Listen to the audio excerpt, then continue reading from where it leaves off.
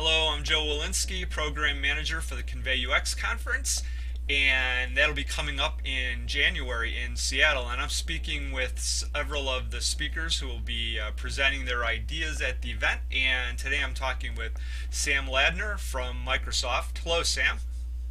Hi Joe, how's it going? It's going pretty well. Where are you speaking to us from today? From the beautiful Bellevue, I'm in the Lincoln Square office of Microsoft. Oh, Lincoln Square. All right. Well, Sam, I know you're a senior researcher at Microsoft. You also recently, this past year, published your book, Practical Ethnography. So, congratulations on that. Thank you. And I just wanted to find out a little bit about the types of things that you're working on. So, what are some of the things that you're involved with right now?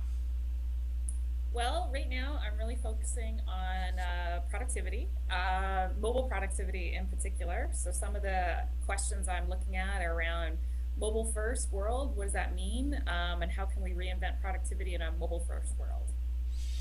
And so, how's that manifesting itself into the various projects that you're working on? How does your expertise fit into that?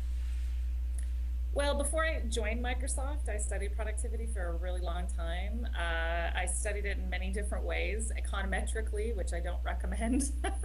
I studied it from a conceptual perspective, and I studied it from a field-based research perspective. So that's kind of what I'm focusing on now, is to bring real productivity scenarios that are actually already happening in broken and painful ways, bringing those alive, taking them from the field and bringing them internally.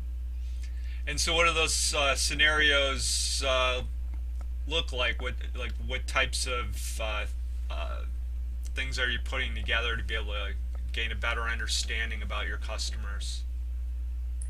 Well, some of the things that we, in the past, say, actually probably 2 years, some of the stuff that I've been looking at specifically has been around, now that we're fully cross-platform, we've got bring your own device happening into the enterprise. That's causing some challenges for not just from the IT management side, but also from the user side, obviously.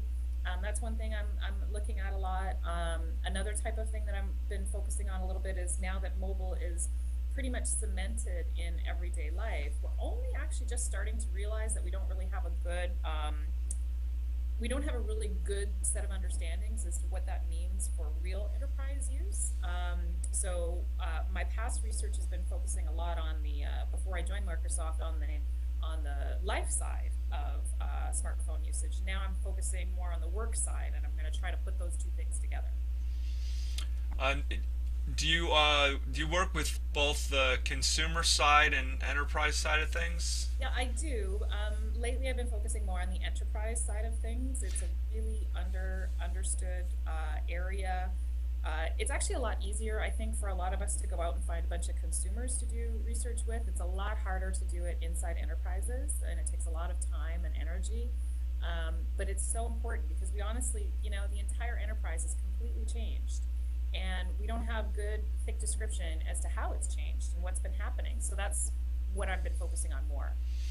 And that was one of the things that I was interested when you mentioned you were working with that is that so much of what we do and seems to be with consumers at the front end of working with the products. So as you've gotten involved in working with enterprise organizations, what's been different about the types of work that you do? Well, the primary difference is always about access. With consumers, they usually have control, obviously, of their own homes, of their cars. They can offer you access to even to their garages. I mean, lots of different places where consumers will let you go.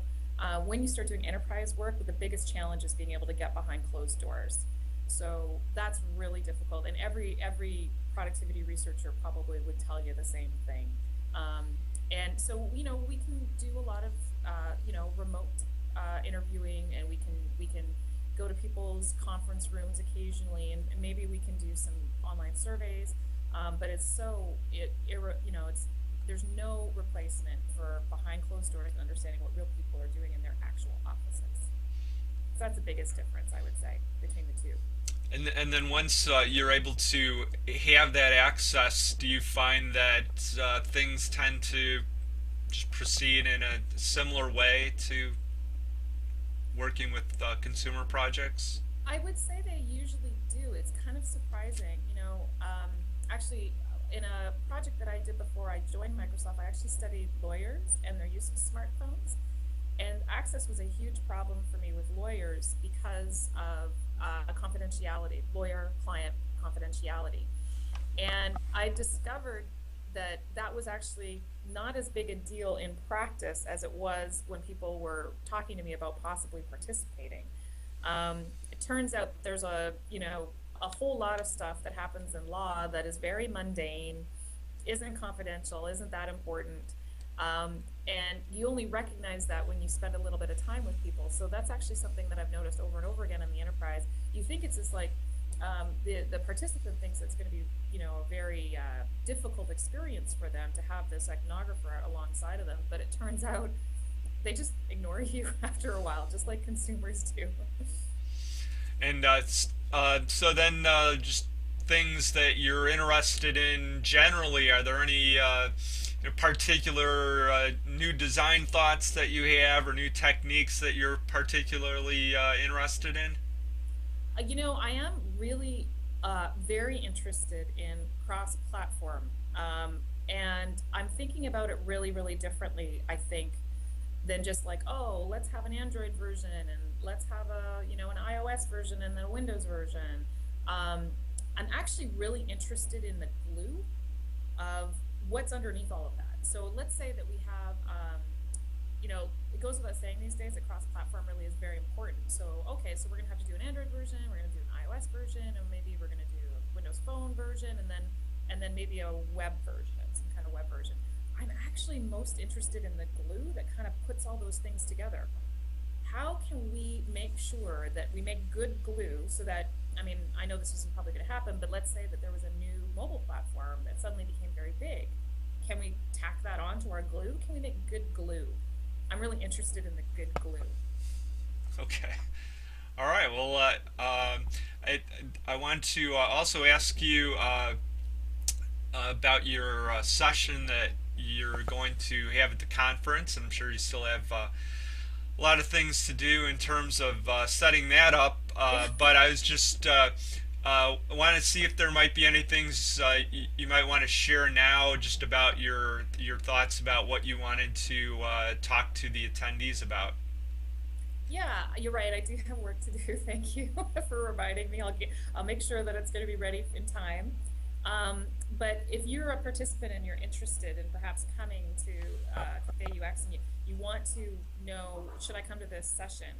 What I'm going to be talking about is going to be not technology focused. I'm not going to be talking about technology. I'm going to be talking about humans and how, it goes without saying now, it's table stakes. The technology has to work. It has to be stable. It has to be pretty usable. But now we've gotten to the point where that is just a given. We expect that. How do you get to that next point where you have a connection with people, with your users, your customers?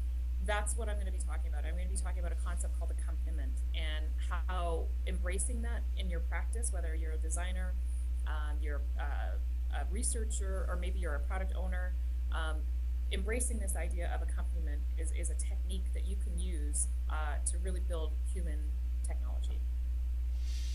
All right. Well, I'm looking forward to that, and people in the meantime should definitely check out your new book on practical ethnography. So thanks for taking a few minutes to talk with me today, and we'll see you in a couple of months. Okay, thanks, Joe. All right. Thank you, Sam.